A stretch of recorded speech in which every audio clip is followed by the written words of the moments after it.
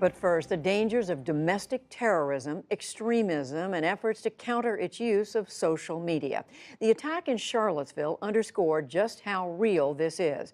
As Miles O'Brien explains, experts who study the psychological and technological underpinnings of extremism say neo-Nazis and Islamic terrorists are cut from the same bitter cloth.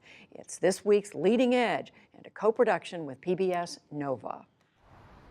We want to make sure that people can openly talk. At the University of Illinois Chicago on this summer morning, a small group of determined people gathered in a classroom. Let's talk about ground rules. To figure out what they can do about terrorism. My name's Humaira Khan, and your name? Humaira Khan was schooled as a nuclear engineer. She holds 4 degrees from MIT. But now she is doing something perhaps more complex and most certainly less predictable than splitting atoms. In sessions she calls Viral Peace, she tries to find ways to battle extremism online, using social media to counter the narrative. The idea is teaching them how to recognize when they are being manipulated, and then teaching them the skill sets for how to respond. Should they respond? When should they respond? And using social media to come up with their own campaigns. Because it's like these people are so set in their ways. She thinks stories effectively told on social media can motivate people to turn away from violence. Participants identify flashpoint issues and underlying causes of extremism. In my local community, that would be considered as like collaborating. Problems are posted, sifted, and prioritized. Then they work on their own campaign. And the best way to get to a point where we can encode these visions is to fix the way campaigns are financed. The winner gets $1,000 to implement the idea. But this is not just about Islamic terrorism. It's about all kinds of hate and extremism. My name's Christian Picciolini. I'm the co-founder of Life After Hate. Christian Picciolini is a former white supremacist skinhead who was the lead singer in a racist heavy metal rock band. Some people get intercepted by extremists. He ran an organization focused on identifying white supremacists who might be convinced to walk away. De-radicalization. A safe place for people who are involved in hate groups to leave. I think it's tough for us as a country to hold a mirror up to ourselves, to address a problem that's inherent in our own population, in our own citizens. The ugly scene in Charlottesville made it difficult to avoid that mirror. Charlottesville is a great place that's been very badly hurt over. President Trump was reluctant to blame white supremacists and neo-Nazis for the violence and offered support for their protest march to save a statue of Robert E. Lee.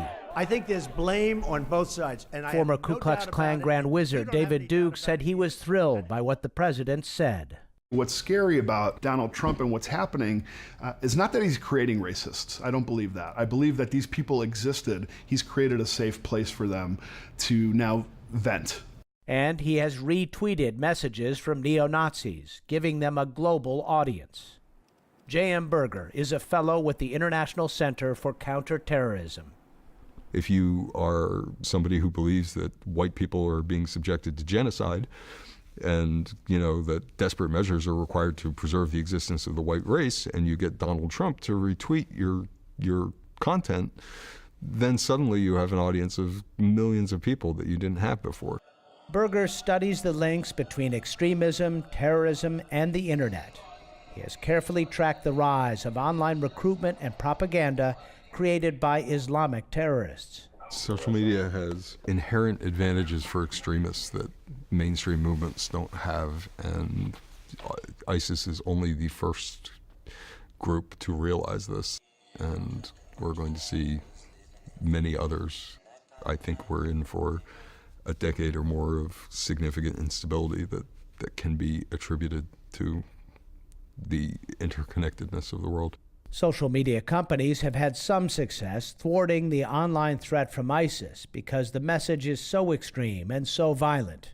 It's easier for these companies to step on them. White nationalists, while they are marginalized in our society, they are still very much embedded in our society, and they're currently enjoying a pretty good run of mainstreaming some of their beliefs. If they're not advocating for violence directly, It's a much harder problem. And until we can classify white extremism as terrorism, it won't have the same resources, won't get the same priority, and it won't get the same funding to fight it. The Trump administration has gone in the opposite direction, killing a $400,000 grant for Christian Picciolini's Life After Hate group. You will not replace us! It was part of a broader effort to cut federal funding for campaigns against domestic terrorism. But should the Trump administration treat white extremism differently? Not according to University of Maryland psychologist R.E.A. Kruglansky. There's a universal process that prompts people to the extremes, prompts them to deviate from the mainstream and move to the fringe. And the same process applies to neo-Nazis in Germany, Sri Lankan Tamil Tigers, Muslim extremism, or the militia, the far right in the United States. Kruglansky says extremist groups thrive during times of uncertainty by offering simple black and white answers in a world filled with many shades of gray. Their messages, transmitted via Twitter, Facebook, and the like, offer something they crave: certainty. The psychological term is cognitive closure.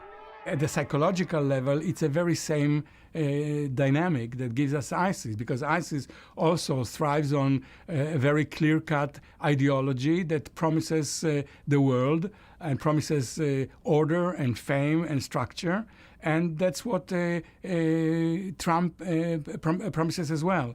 Terrorism expert J.M. Berger believes the internet is hastening the polarization of our society, and he says there's no easy way to stop it.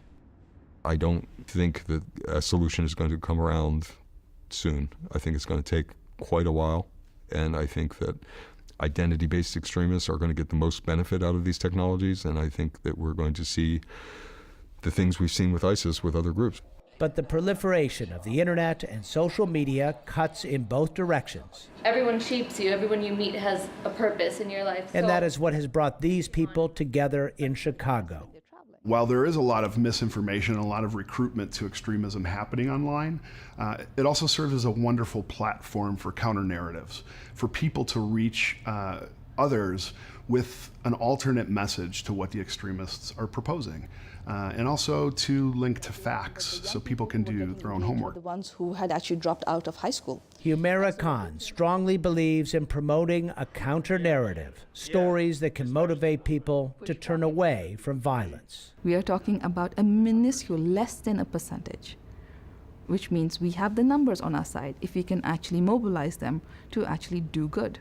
Not just watch, but actually step up and say, okay, I have a role and I will do it. You must break down these things like that you've conditioned. Extremists have always been among us, and they have always been small in number. But these days, everyone owns a global megaphone. Because anyone can have a role in bringing others into the community. In Chicago, I'm Miles O'Brien for the PBS NewsHour.